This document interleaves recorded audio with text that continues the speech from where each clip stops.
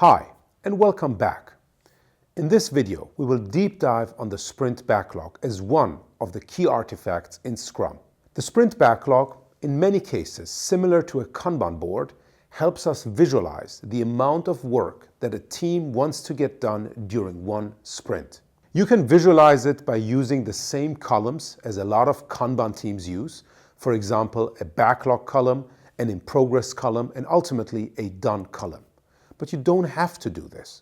Every sprint backlog is created as part of the sprint planning.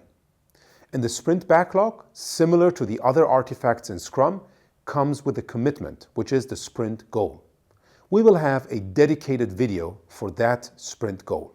Once a team creates or selects items as part of sprint planning and moves them from the product backlog into the sprint backlog, the next step for them is in many cases to think about how they're going to deliver every single one of those items. And we see a lot of teams breaking those product backlog items, now sprint backlog items, down into individual tasks. Sometimes that makes it easier for the team to coordinate who is going to work on what and how they're going to deliver each of those items. Throughout a sprint, a team uses the sprint backlog to monitor and self-manage how they're getting their work done. The sprint backlog also creates transparency for all the other parties involved, be it the Scrum Master, the product owner, and even stakeholders who sometimes walk into the room and can immediately see where a team is standing. More importantly, a sprint backlog can also help us identify bottlenecks in our development process. Especially when we connect the sprint backlog to Kanban principles, for example, limiting work in progress, a good sprint backlog can immediately highlight where our bottlenecks are, and that can be an indicator for us or a topic for our next retrospective. Ideally, at the end of a sprint, all items have been moved from backlog to done.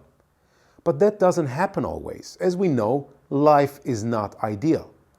So what do we do with the items that have not been finished? Before we go into the next sprint, we always try to clean up our sprint backlog. My recommendation is to start on the right-hand side.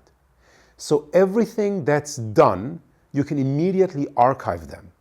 What I would suggest you do is either you count the number of items that were delivered, or you count and sum up the number of story points that your team has delivered.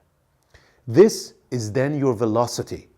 And the velocity helps you make better predictions for future sprints as part of your sprint planning meetings. Next, we take a look at the column work in progress.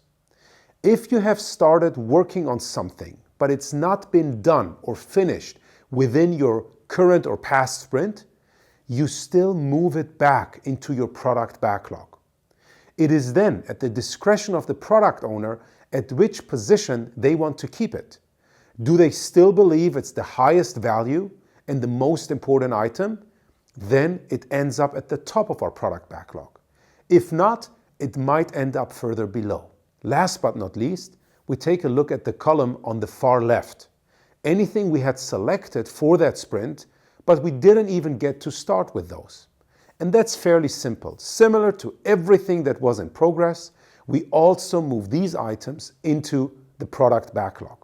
And there, again, it is at the discretion of the product owner to determine where they want to position those items. Once we have cleaned up our sprint backlog, we are prepared, we are ready for our next sprint planning.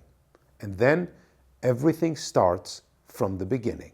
I hope this brief video gave you a good understanding of what a sprint backlog is, how it is connected to our product backlog, its commitment, the sprint goal, and how it provides the team with not only focus, but also visibility and transparency throughout a sprint.